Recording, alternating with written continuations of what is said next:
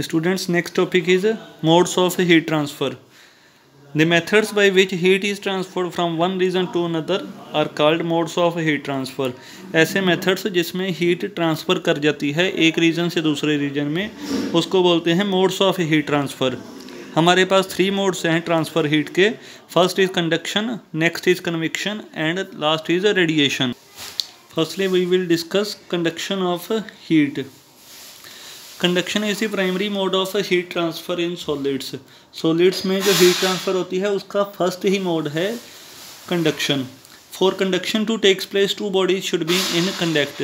अगर कंडक्शन होनी है हीट की तो इसके लिए फर्स्ट कंडीशन है कि दोनों जो बॉडीज़ हैं आपस में जुड़ी हुई होनी चाहिए, कंटैक्ट में होनी चाहिए. Conduction can also happen within a body from one end to other. Conduction जो है एक बॉडी में ही भी हो सकती है, एक एंड से उसके दूसरे एंड तक. We have seen in earlier examples that metal objects heat up when they come in contact with hot solids or liquids. हमने पढ़ा था पहले भी कि जो मेटल के ऑब्जेक्ट होते हैं जब भी किसी गर्म चीज़ के कंटेक्ट में आते हैं वो हीट हो जाते हैं.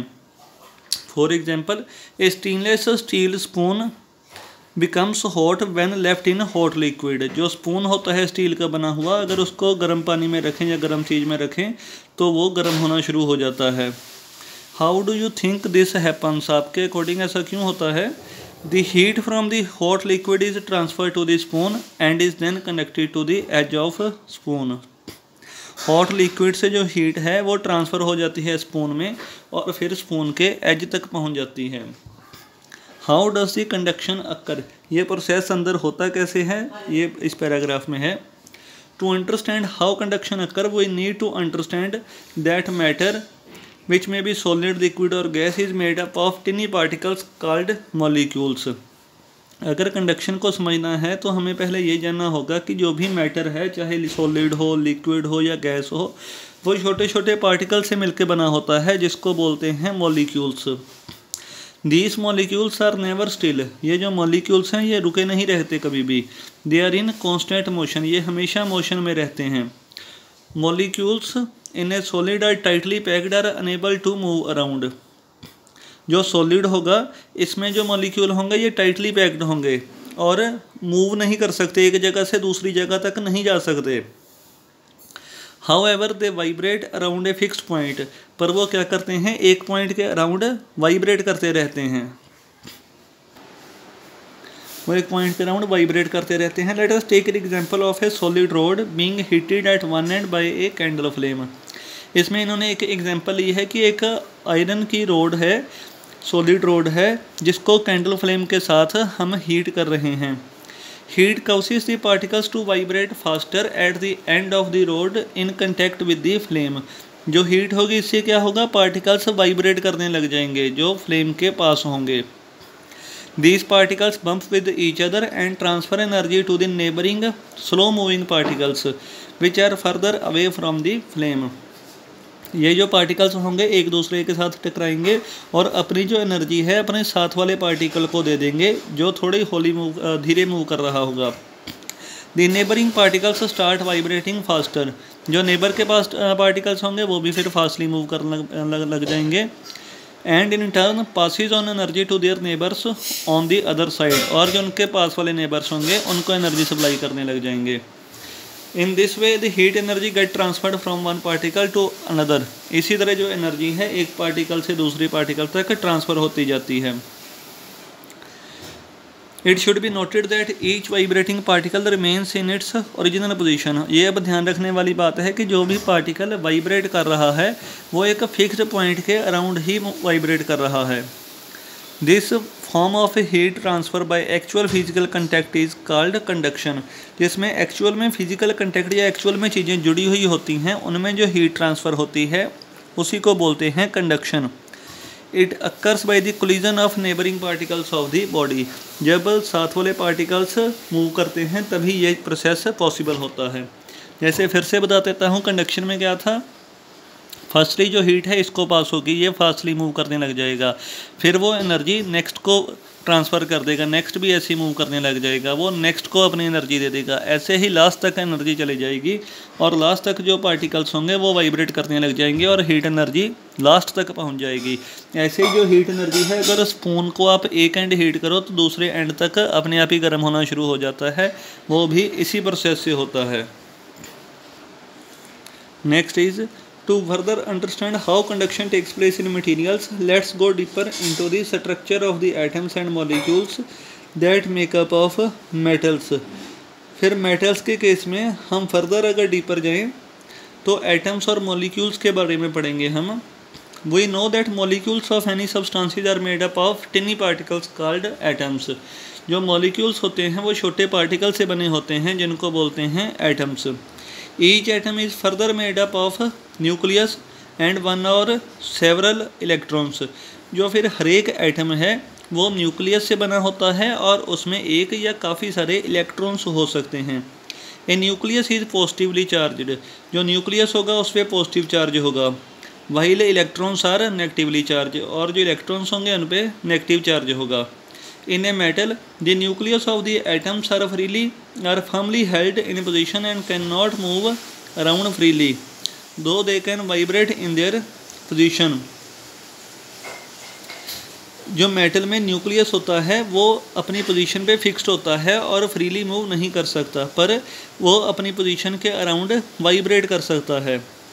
Some electrons, however, are loosely held and can move about freely। पर जो कुछ इलेक्ट्रॉन्स होंगे वो लूजली पैक्ड होंगे और वो फ्रीली मूव कर सकते हैं होंगे। फिर armed with this knowledge let's again see what happens when one and of the metal is heated. इसी नॉलेज के साथ कंटिन्यू करते हुए हम देखेंगे कि किसी मेटल के एक एंड को अगर हीट किया जाता है तो क्या होता है। The nucleus and electrons closest to the heat source begin to vibrate faster. जो न्यूक्लियस और इलेक्ट्रॉन्स होंगे जिस रीजन को हम हीट कर रहे होंगे उसके साथ उसके पास वाले एंड पे वो वाइब्रेट फास्टर करना शुरू कर देंगे। The electrons bump with neighbouring electrons and nucleus. जो इलेक्ट्रॉन्स होंगे वो क्लाइड करेंगे अपने साथ वाले इलेक्ट्रॉन के साथ और न्यूक्लियस के साथ, and transfer energy to them, और अपनी एनर्जी उनको ट्रांसफ़र कर देंगे। This is how conduction of heat takes place in metals. ऐसे ही जो हीट एनर्जी है वो मेटल्स में होती है। All solids, for example non-metals, don't have the advantage of loose freely moving electrons and therefore don't conduct heat very well। जो कुछ नॉन मेटल्स होंगे उनमें पार्टिकल्स इतने लूज नहीं होंगे, फ्रीली मूविंग इलेक्ट्रॉन्स नहीं होंगे, इसलिए वो हीट को पास आउट नहीं कर सकते। Materials that don't allow heat to pass through them are called insulators. जिन मटीरियल्स में से हीट पास नहीं कर सकती उनको बोलते हैं इंसुलेटर्स, जिनमें से पास कर जाती है उनको बोलते हैं conductors. Substances such as wood, straw, clay, rubber, glass and bakelite a kind of plastic don't conduct heat very well and are called insulators. ये सारी एग्जाम्पल्स हैं इंसुलेटर्स की। Air and water are also insulators. हवा और पानी भी जो हैं ये इंसुलेटर्स हैं। Some materials such as wool, fur and bird feathers become better insulators by trapping air between their fibers। जो वूल, फर और बर्ड की फैदर जो होती है वो काफ़ी ज़्यादा बढ़िया इंसुलेटर्स हैं क्योंकि हवा जो है उनके बीच में ही रहती है, वो हवा को भी बाहर नहीं जाने देते। Have you noticed that you can hold a hot cup of water in a ceramic cup quite easily। Ceramic cup होता है जैसे जो जिसमें अचार डालते हैं वो वाले बर्तन जो होते हैं वो सेरामिक बर्तन होते हैं, ऐसे भी कप भी होते हैं उसके। जब उसमें गर्म पानी या गर्म चीज़ कुछ भी डालें तो उसको हम ईज़िली हैंडल कर सकते हैं, ईज़िली पकड़ सकते हैं। But the same hot water in a metal cup will be too hot to touch. और सेम जब अगर मेटल के कप में हो जैसे स्टील के कप में हो तो उसको पकड़ना बहुत मुश्किल हो जाता है। ऐसा क्यों होता है? In general solids other than metals don't conduct heat very well. जो सॉलिड्स होते हैं और जो मेटल नहीं होंगे उनमें से हीट अच्छी तरह से पास नहीं हो सकती।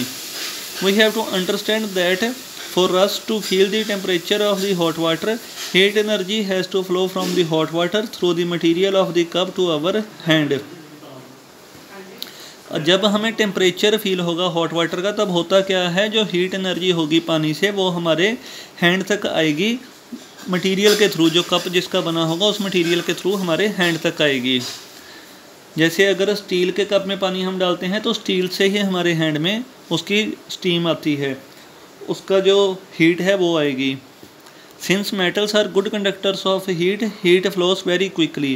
क्योंकि जो मेटल्स हैं ये गुड कंडक्टर्स हैं हीट के, इसीलिए इनमें से हीट काफ़ी जल्दी पास कर जाती है। However since ceramic is a bad conductor of heat, not much heat energy flows. जो सेरामिक है वो बैड कंडक्टर है हीट का, इसीलिए उससे ज़्यादा हीट पास नहीं होती। Let's understand another situation. एक और सिचुएशन देखते हैं हम। If we pour a very hot liquid like coffee or tea into a thick glass cup, it will crack। अगर हम गर्म कॉफ़ी या टी एक थिक जो मोटा ग्लास का कप होगा उसमें डालें तो वो टूट जाएगा। This is because glass is an insulator. क्योंकि जो ग्लास होता है वो इंसुलेटर होता है। And when A hot liquid is poured into the glass cup, और जब हॉट चीज़ उसमें डाली जाएगी, the inner surface of the cup gets hot and expands. जो उसकी अंदर वाली सरफेस होगी वो गर्म होके फैल जाएगी, एक्सपेंड हो जाएगी। While the outer surface don't, पर जो बाहर की सरफेस होगी उस पर कोई इफेक्ट नहीं पड़ेगा क्योंकि वो कोल्ड होगी। The uneven heating of the inner and outer surface of the glass cup makes it crack. जो अनइक्वल हीट होगी मतलब अंदर से गर्म हो जाएगा बाहर से ठंडा, इसी के कारण जो ग्लास कप है वो क्रैक हो जाएगा। There are of course special types of glass and ceramics that can withstand high temperatures। पर स्पेशल टाइप के ग्लास होते हैं और सेरामिक्स होते हैं जिसमें जितनी मर्जी गर्म चीज़ डाल लो वो टूटते नहीं हैं, क्रैक नहीं होते, और वो विद स्टैंड मतलब रह सकते हैं, सह सकते हैं वो हाई टेम्परेचर को भी। Therefore when we pour a hot liquid in a thick glass cup of a tumbler, make sure it can withstand the high temperature of the liquid। इसीलिए अगर कोई भी गर्म लिक्विड किसी भी चीज़ में डालें तो पहले देखना पड़ेगा कि वो सह भी सकता है उसको कि नहीं सह सकता, तभी उसमें डाला जाएगी।